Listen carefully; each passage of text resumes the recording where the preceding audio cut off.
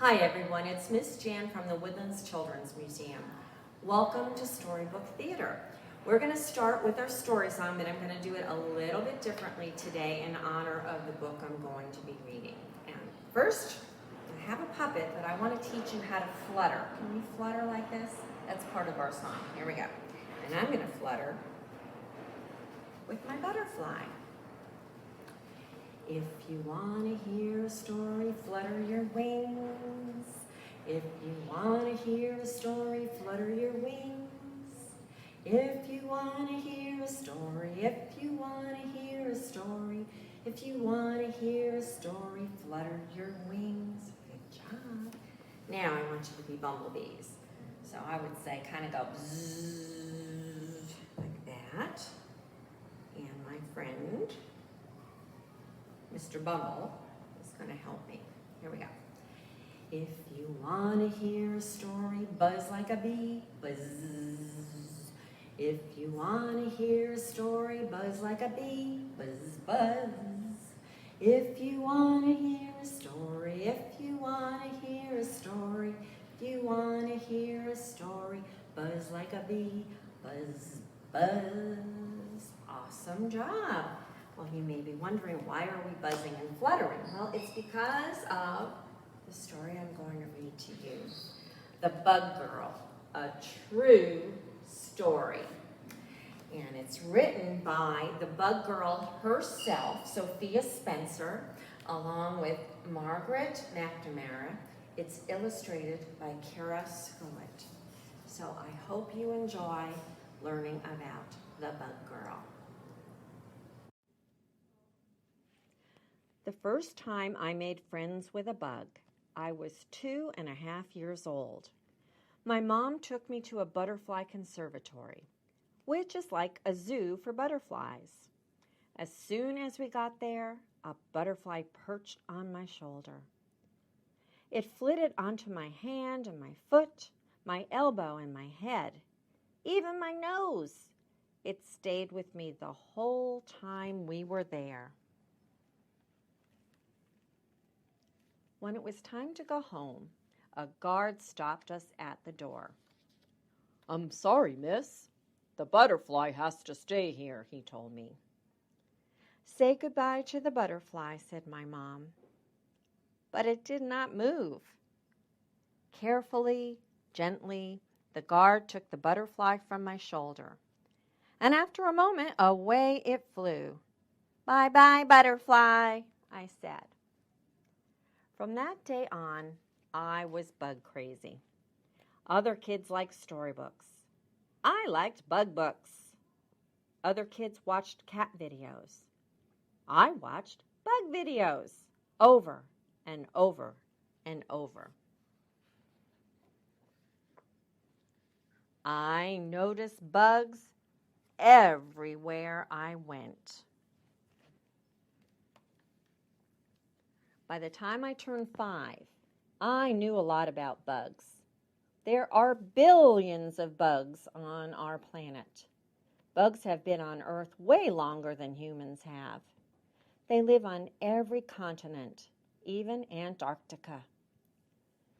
One way or another, most plants and animals rely on bugs to survive.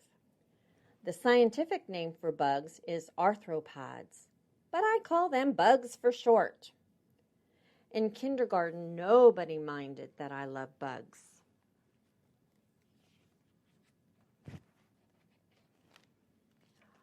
When the other kids in my class started a karaoke club, I started a bug hunter club. Every weekend, my friends and I took our bug buckets and nets and magnifying glasses out to the stream near my house. We collected fireflies and watched them glow. We identified beetles by their 2 sets of hidden wings and counted the spots on ladybugs. We watched dragonflies hover like helicopters. We even collected stink bugs, which really can stink. I took the bugs home to study them. Mostly, I had to keep them out on the porch so they wouldn't escape and crawl around the house. It's just Mom and me at home, so we share chores. Mom has a lot of rules. Make your bed, pick up your clothes, keep your room neat. No ants in the house, unless they're in an ant farm. I have just one rule. All bugs must live. If there's a mosquito buzzing, I snatch it up in a napkin and let it go. We don't have a fly swatter. We have a fly net. One night, my mom saw a water bug, a giant flying roach, in the middle of the living room. She knew the bug rule was important to me, so she didn't kill it. She put a net over it and waited for me to find it in the morning. But when I lifted up the net, it was gone. When I got to first grade, everything changed. Nobody wanted to hear about bugs. Nobody thought bug facts were cool. At first, I didn't mind. Then, I brought a grasshopper to school. I thought the kids would be so amazed by the grasshopper that they'd want to know all about it. But they didn't. A bunch of kids crowded around me and made fun of me. "Sophia's being weird again," one of them said. "Ew, gross," said another. "Get rid of it." Then they knocked that beautiful grasshopper off my shoulder and stomped on it. That night I went home and cried and cried. "Those kids are wrong," my mom said. "It's okay to love bugs, Sophia." "I know," I said. "It just doesn't feel like it." I had to go back to school, but I didn't bring a bug with me ever again. That didn't stop kids from making fun of me, though.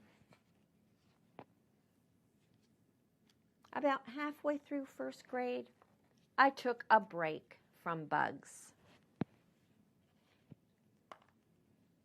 My mom did not like seeing me so unhappy. Not one bit. She knew I needed to find other people who loved bugs as much as I did. She wrote an email to a group of entomologists asking for one of them to be my bug pal. She wanted me to hear from an expert that it was not weird or strange to love bugs and insects. "Maybe somebody will write back," said my mom. "Maybe," I said. "Or at least call." We thought those scientists would be too busy to respond. But 3 days later, my mom got an email. She opened it. "It's from a bug scientist named Morgan Jackson," she said. "He wants to put my letter online so that other entomologists can read about you. Okay?" "Okay," I said. Morgan Jackson posted my mom's letter, and he asked other bug scientists all around the world to let me know if they had any advice for a girl who loves bugs. 2 days after that, messages and posts and videos poured in. I couldn't believe how many people around the world loved bugs as much as I did, and how many of them were grown-up women. Some were scientists who wrote about the work they do in their labs. Others shared videos of themselves with bugs on their arms and sent pictures of themselves hunting bugs in the wild. I looked at those messages day after day. "All these people love bugs," I said to my mom. "They do," she said.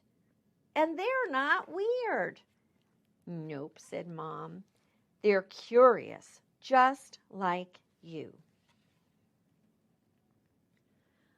Newspaper reporters read my story online, and they started calling my mom to find out more.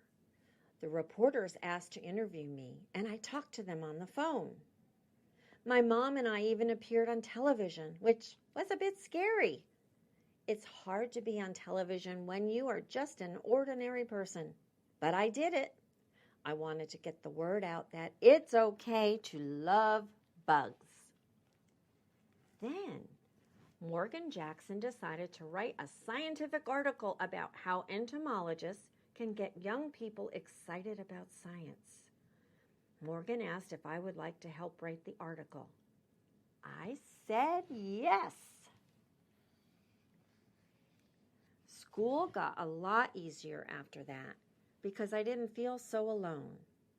And nowadays, I like even more things. Gymnastics, time travel books, swimming, and technology. But not too long ago, when somebody asked me to describe myself in 3 words, I said, the bug girl.